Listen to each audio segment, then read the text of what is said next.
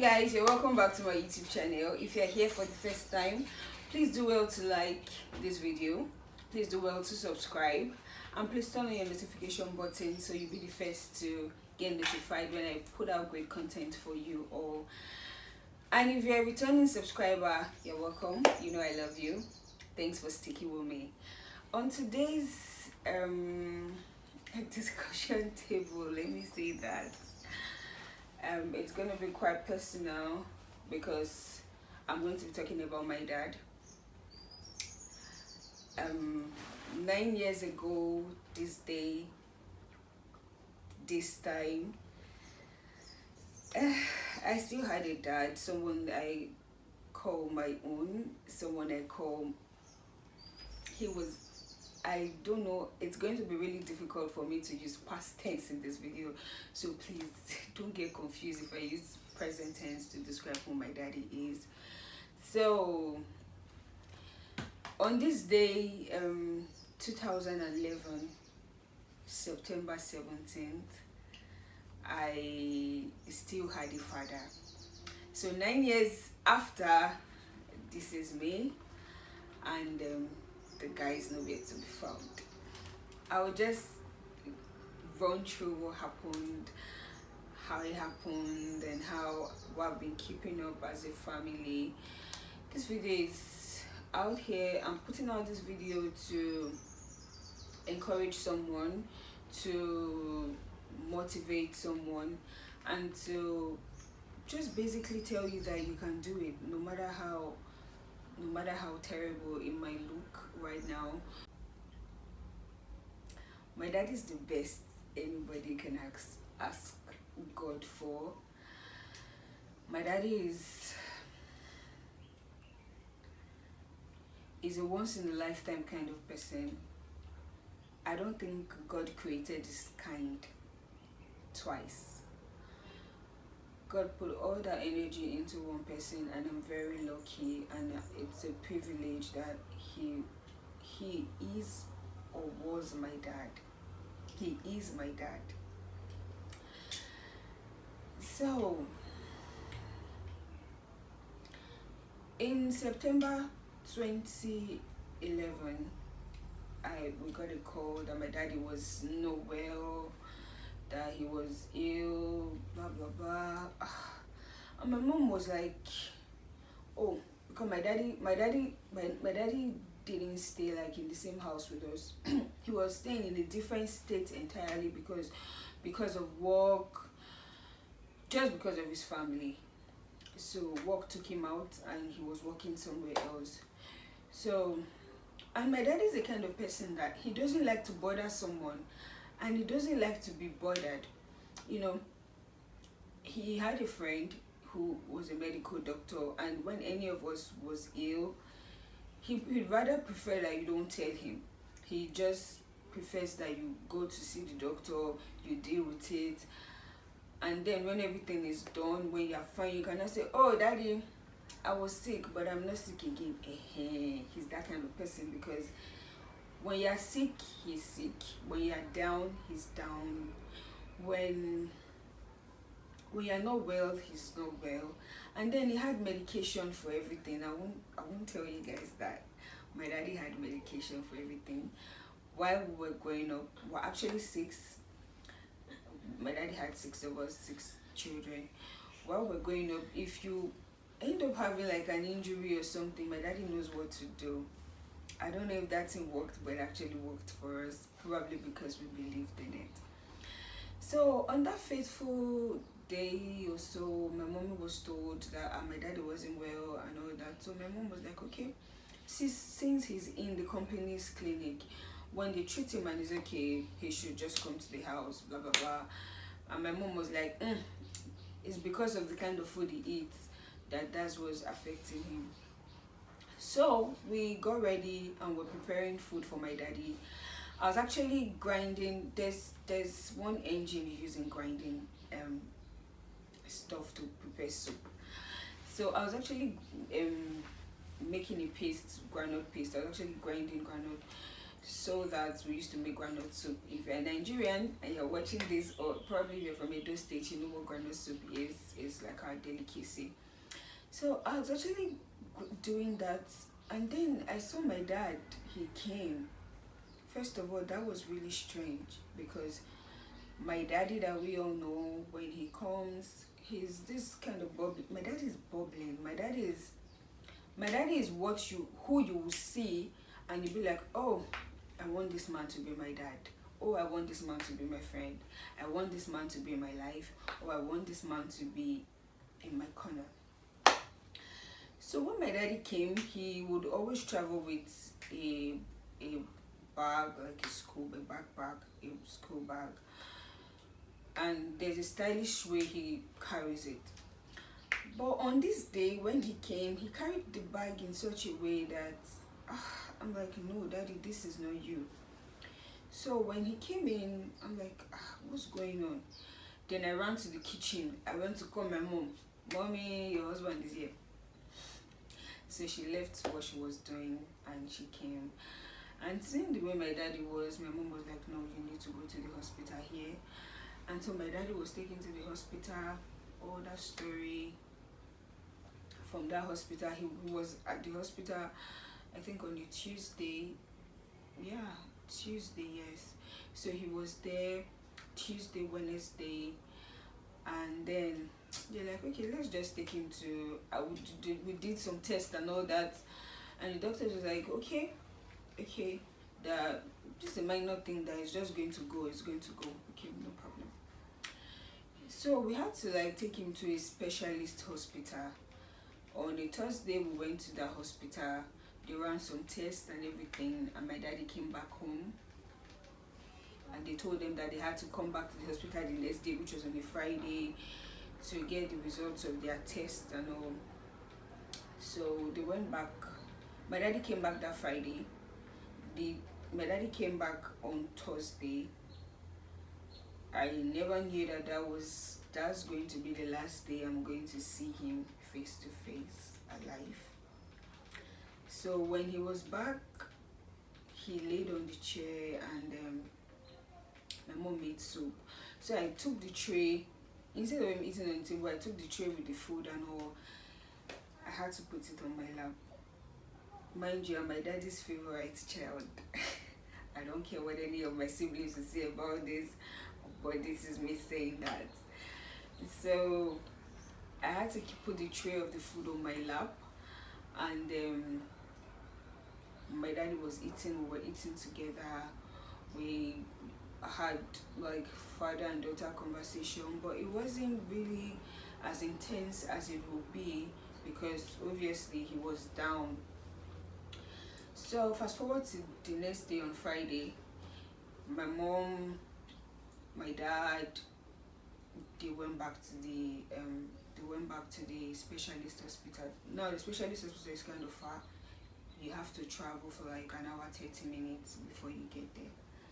And probably if the road is bad or if there's any problem, they might spend longer, but it should not exceed an hour 30 minutes getting to the specialist hospital. And now I couldn't go with them to the hospital because our last baby was 2 years old and there should be somebody in the house to watch over the other persons. So on getting to the hospital, the doctors and every other person were like, oh, the test results that they did the previous day were unavailable and that they need to run new tests. No, initially they told them that they should come back the other week Monday. And my daddy was like, no, I'm not living here. I feel really down. And he actually said he felt like collapsing. So my mom had to like do some movements and all, and they had to get a card through the emergency ward, A&E, accident and emergency. So it was not like a fresh case. So on getting to the emergency ward, he was admitted. Immediately he was placed on oxygen. It was just like everything moved from 0 to 100 real fast. he was placed on oxygen, and he was just there. He was still, it wasn't like he was terribly it wasn't like he was terribly weak or down, but I think his SpO2 was dropping, his oxygen rate was dropping, so they had to like boost it up for him with the oxygen. So he was placed on oxygen, and all the tests they did, the test day, they had to do a rerun of it because there were no results. So on Friday was there, Saturday, and then, oh, trust me, I was always calling, hey daddy, how are you? Daddy, how are you? Daddy, how are you? How are you doing? How are you faring? So on this day when my daddy died on the Saturday, and yeah guys, when my daddy was coming home while he was sick, my daddy actually got us a lot of things, because my daddy died on the 17th of September, and on the 18th of September that year, which was on the Sunday, was harvest in my church. So my daddy got us a few things like to use for the harvest. I remember he got me a makeup box, a makeup bag, and he got other presents for my other siblings. That's like customary, that's what he always does. So on that Saturday, I was home. I had to press clothes for my younger ones, the ones who went to church and all that. So immediately I started feeling really funny. You know this thing they say that, oh, when you've lost someone, you'll feel it, you'll know. I think I actually felt it, because when I finished pressing their clothes or so, I think light went off or something like that, and I know something happened, but there was no light. So I now called my dad. That was about 9 p.m, towards 9 p.m, past 8. So I called my dad, and I spoke with him. Daddy, how do you feel? And my dad was like, he's okay, he's fine. And he said, baby, I will call you back. That was it. That was the last thing my daddy told me.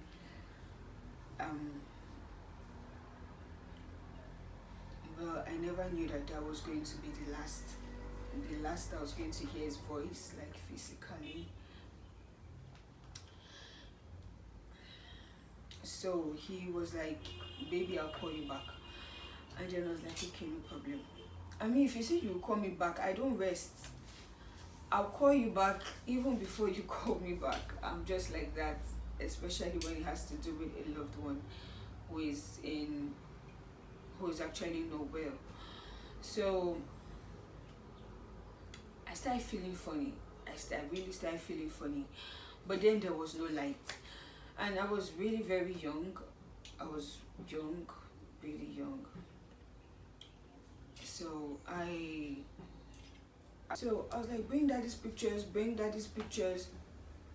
And then they brought a lot of them for me. I was just looking at it. I'll just flip through the pictures. So I got a Bible, and I put all the pictures inside the Bible are different. I separated it, and the only thing I was saying was God. And then my sister said, that one just started insulting me. Oh, you're very stupid. What kind of a senior are you? What kind of this are you? You don't have faith in God. You just prayed and you're acting. You just did this and you're performing. Oh my God. But in my mind, I knew that something was wrong. And for the fact that nobody was answering their calls, my mom wasn't picking up, my dad wasn't answering, it really meant that something was really wrong. But I just didn't want to fuel that. But in my mind, I knew that something had happened. But I just trying to be strong. Like, okay. So I kept on calling, and then there was no response. And then eventually someone answered my mommy's call, like, hey, that happened. So when the woman took the call, the woman was going to ask my mom. And I was like, how you? I'm like, give the phone to my mother. What's going on? And then eventually, after like an hour or so, my mom called me. And the woman lied. She said, why have I been disturbing them? dad is fine. You know how a specialist hospital is. They've gone, that she was in the pharmacy, she has gone to drop this paper, she has gone to drop that paper, she has gone to do this, she has gone to do that. And I had no other option than to believe her. And I didn't sleep, and this whole time it was already night. So my uncle came. He was really looking funny. I really didn't know what to think or believe anymore. After about 2 hours or so, I saw my mom at night. That was like almost 1 a.m. or so. My mom came. When the car parked outside, I actually opened the window. I'm like, I quickly ran out. I saw my mom come out from the back door. I was expecting that my dad would come out. I'm like, Mommy, where's my dad? My mom said the x-ray they had at the specialist hospital was bad and that air got into it. I'm like, okay, let's go to the other hospital because I have not collected the other result from the other hospital. Let's go to the other hospital and get the x-ray result. My mom said, she has gone there, but the hospital is locked because it's night. So that in the morning, we'll go and pick it up and go. I'm like, why did you now leave my dad? And my mom said, what will I do there? That she literally told me that there are 3 doctors with my daddy and there are 5 nurses with my daddy.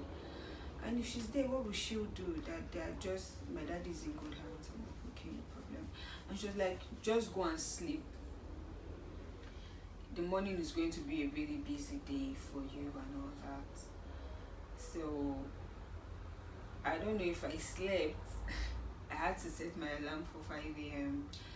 And before my alarm woke me up, my mom was already seated in the living room. I really don't know how that woman did it that night. Knowing full, at this time, guys, my dad was already dead, and we had no idea. Although me, I have coconut head.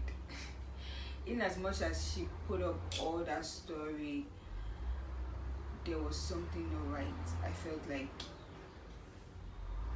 like it's over.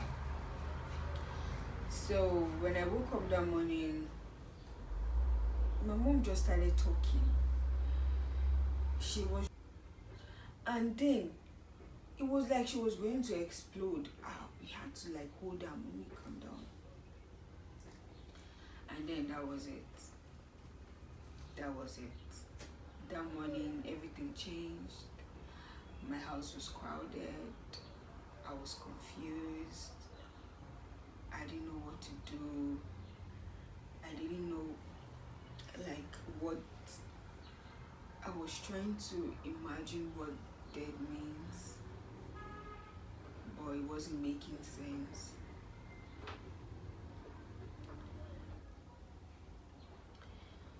We had a lot of plans as a family which wasn't accomplished. Yeah. We had a lot of dreams which we didn't see happening. We had a lot of promises. My daddy made a lot of promises to his children which didn't come to pass. But we're very confident that God, who has actually seen us through 9 years of our lives without him physically present, will continue to see us through.